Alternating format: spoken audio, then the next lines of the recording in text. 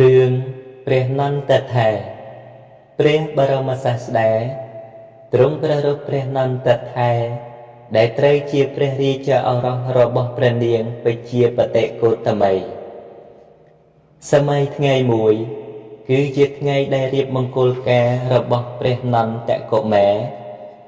ជាមួយនឹងនាងជនបទកល្យាណី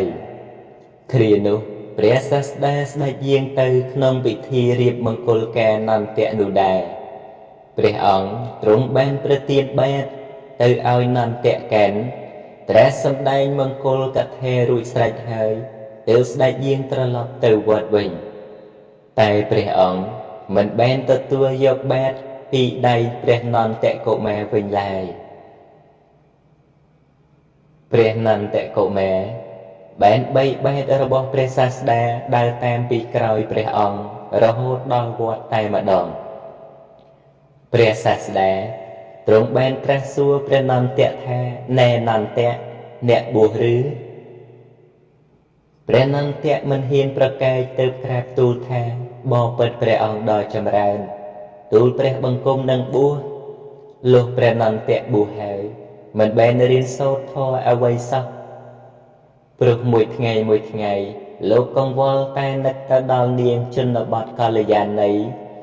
ស្រីខត្តយកញ្ញាដែលទៅនឹងបានរៀបការគ្នាថ្មីប៉ុណ្ណោះព្រះសាស្តាទ្រង់ជ្រាបហើយទើបនាំព្រះនន្តៈឲ្យទៅមើលពួកស្រីទេពអប្សរបវរកញ្ញានៅឋានទេវលោកដែលមានរូបឆោមល្អស្អាតជាងនាងជនបទកល្យាណីហើយត្រាស់ទៅកាន់នន្តៈថាណែនន្តៈអ្នកចូលខំព្យាយាមបំពេញសាមណធម៌ចុះតថាគតនឹងជួយស្ដីដណ្ដឹងនាងទេពអប្សរបវរកញ្ញា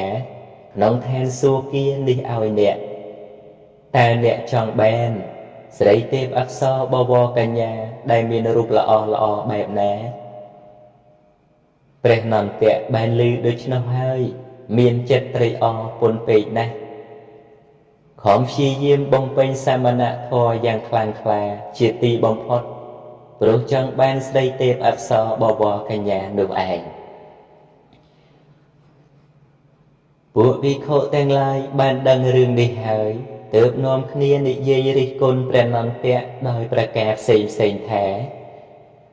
ព្រះនន្តៈខំបំពេញសាមណធម៌ព្រោះតែចង់បានស្រីទេពអប្សរបវរកញ្ញាមកធ្វើជាប្រពន្ធព្រះនន្តៈឮពួកភិក្ខុរិះគន់ដូច្នេះហើយ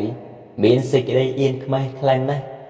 ហើយបានមកប្រែចិត្តគំនិតខ្សែជាថ្មីខំប្រឹងព្យាយាមបំពេញសាមណធម៌តែម្នាក់ឯងនៅក្នុងព្រៃស្ងាត់រហូតដល់បានសម្រេចព្រះអរហត្តផលក្រោយមកពួកភិក្ខុទាំងឡាយបានសួរព្រះនន្តៈថាមនាលនន្តៈតើឥឡូវនេះអ្នកចង់សឹកដែរឬទេ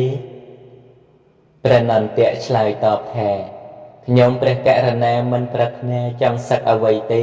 នៅពេលឥឡូវនេះលោកម្ចាស់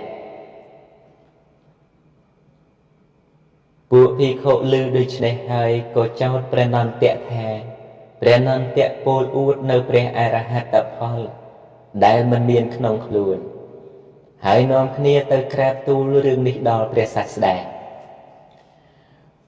ព្រះសាស្តាទ្រង់ត្រាស់ថាមនាលភិក្ខុទាំងឡាយព្រះនន្តៈបានពោលត្រឹមត្រូវហើយព្រះអង្គទ្រង់ត្រាស់នៅព្រះគាថានេះថាយៈថាអគារាំងទុច្ឆនាំងវុទ្ធិសមតិវច្ឆតិអេវាំងអភិវិតាំងចិត្តតាំងរោគោសមតិវច្ឆតិយៈថាអគារាំងសច្ឆនាំងវុទ្ធិអ្នកសមតិវច្ឆតិអេវាំងសុភារិតាំងចិត្តតាំងរោគោអ្នកសមតិវច្ឆតិដំណក់ទឹកភ្លៀងតែងលេចស្រោចនៅផ្ទះដែលគេប្រក់ដំបូលមិនចិត្តល្អយ៉ាងណារាគៈតែងចាក់ទម្លុះនៅចិត្តដែលបុគ្គលមិនបានចម្រើនយ៉ាងនោះដែរដំណក់ទឹកភ្លៀងមិនអាចលេចស្រោចនៅផ្ទះដែលគេប្រក់ចិត្តដោយល្អយ៉ាងណារាគៈក៏មិនអាចនឹងចាក់ទម្លុះនៅចិត្តដែលបុគ្គលបានចម្រើនដោយល្អហើយក៏យ៉ាងនោះដែរ